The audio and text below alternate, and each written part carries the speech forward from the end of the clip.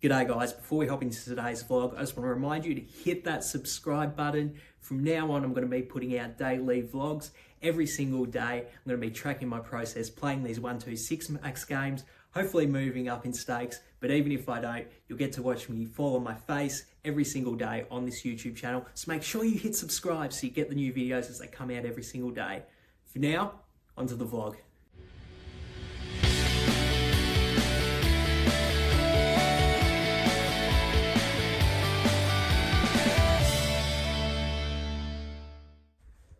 G'day everyone, welcome back to the vlog. It is currently about 5:15 in the morning here in Melbourne, and today is a big day where I finally do move up to the 2-5 game. Today I'm going to be playing 5 tables of 2-5 all day. I'm a bit nervous, and honestly at this point in the morning I'm tired and I'm cold and I don't exactly feel like rah, let's go crush this 2-5 game. But I talked about this with someone yesterday and they found out I was going to move up to 2-5, and they said, are you nervous? Are you worried about having so much money on the table? And I'm like, honestly, yeah, I am. This is going to be pretty uncomfortable for me. I don't really feel comfortable if I do have a big downswing at this level. But then at the same time, if I don't just push through this feeling and get used to feeling uncomfortable and take the risk, like when am I ever going to move up to 2-5? I think now is the perfect time for me to start moving up, with the fact that I've been playing so well the past week, the fact that everyone's still in lockdown and the games are still good. If I don't move up anytime soon, I don't know when else I'm going to move up. So I'm going to take the risk, I'm going to push through, I'm going to deal with that feeling of uncomfortableness and try and up my game and try to get to the next level in poker. And that's what today's all about. So for now, I'm going to go get my feet in and then I'm going to get to the poker. Let's go.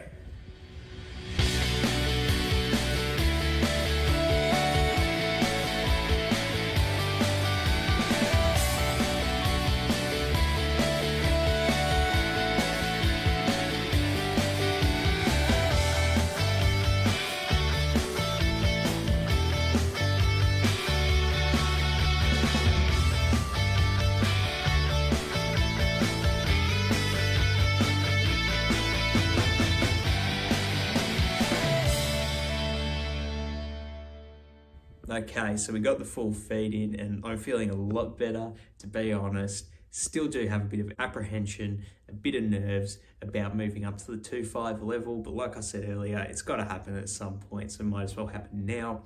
I honestly don't really expect to be like crushing or probably even beating the games straight away. I do have a bit of experience from the past 2 weeks, so I don't think it'll go absolutely awful. But like I said, I'm not expecting to book a huge win this week or absolutely crush the game. I'm just going to take this period as a learning period, try and adjust, see what this player pulls up to, what exploits I can make, what I can do to improve my game so I can play this game full time going forward. So without any further ado, let's start this thing and get in the 2-5 game.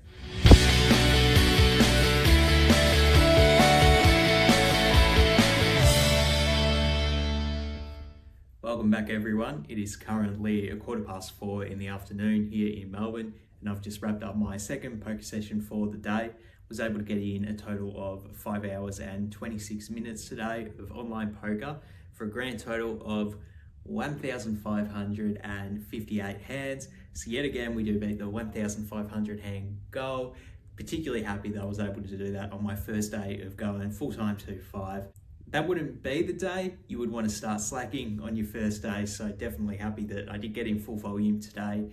Also happy with the results, ended up winning 262 on the first day. I was a bit apprehensive, and I even said earlier in the vlog that I was kind of going in, expecting a loss. So the fact that I do pick up a win on my first session definitely is good for my confidence so far.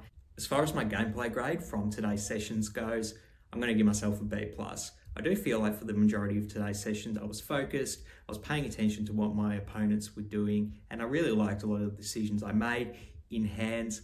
The only thing that I didn't like about my play today that's going to make me downgrade myself is I do think I was a bit scared money at the table, and I was very passive in some spots where perhaps I should have played flush draws more aggressively, or I should have been, not as timid to make a light call off in spots.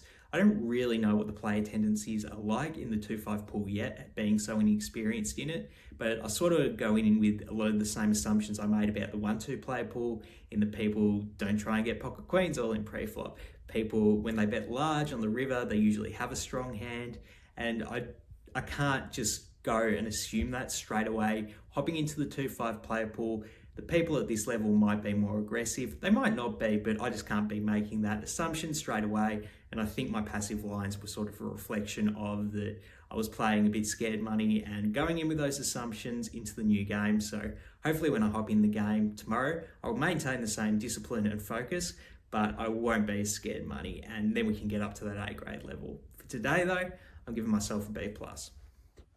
So like I said, I did go into the game today just playing my usual game that I will be playing at 1-2, which does involve making tighter laydowns and more passive plays.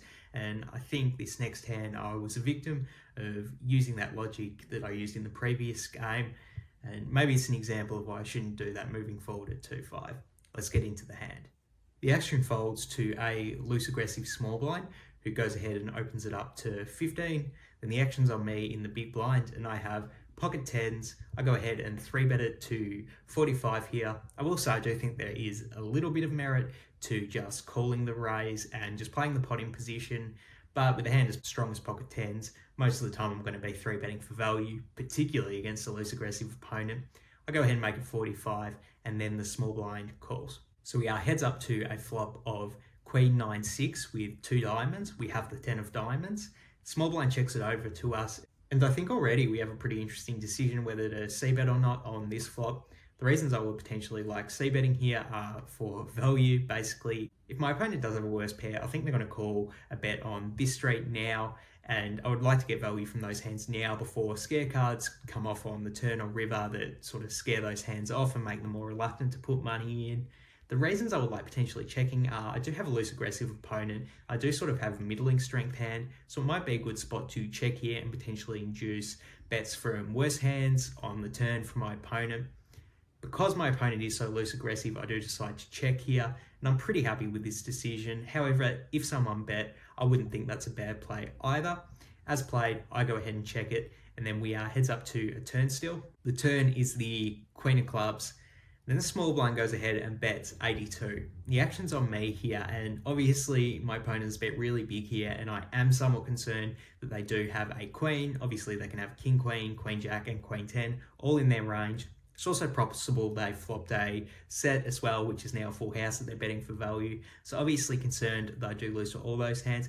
Having said that though, I don't think I can fold my pocket tens just yet. I do think my opponent definitely does have flush draws in their range or jack 10. And I do think it is slightly possible that they're actually betting a worse hand for value, like an ace-9 type hand, 10-9, maybe something like that. That's a bit speculative though. I'm definitely not going to fold my tens to this bet here.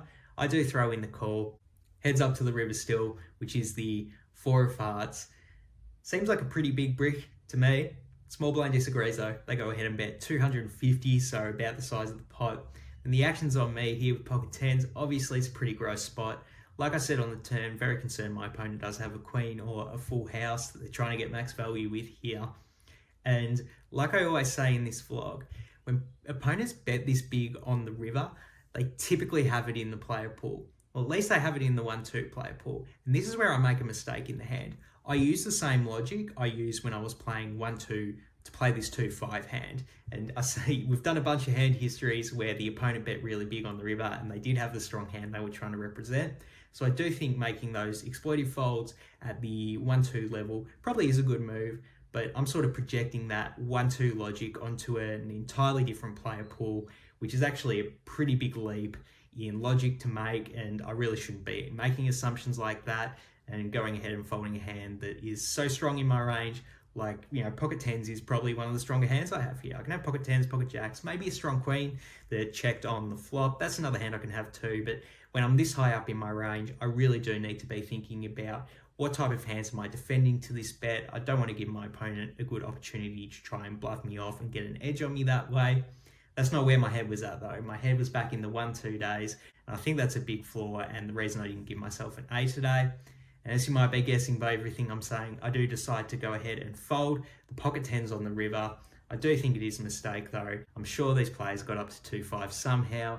Surely they're capable of mixing in bluffs, and I really need to keep that in mind going forward. Playing in the 2-5 player pool, regardless though, I end up folding on the river. Then we go on to the next hand, but I come back later on ignition to check what my opponent had, and they had King Jack of Hearts.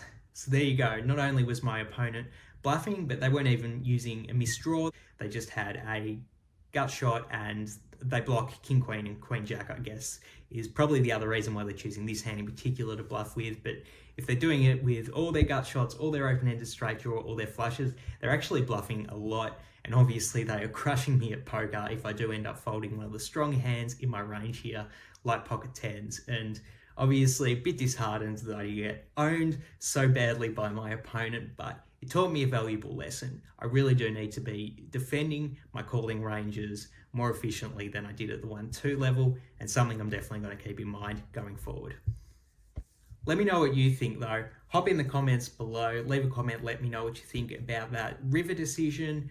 Obviously, I'm convinced that I need to be defending my ranges better at the 2-5 level, but am I just being results oriented? It's hard for me to tell. Let me know in the comments below what you would do. Do you call on the river with the tens, or do you make the exploit fold? Super curious to hear from you guys as always. That's going to wrap up the vlog for today, guys. Thank you so much for watching as always. If you haven't already, hit that subscribe button. It helps the channel grow so much. For now, I'm out of here. Peace.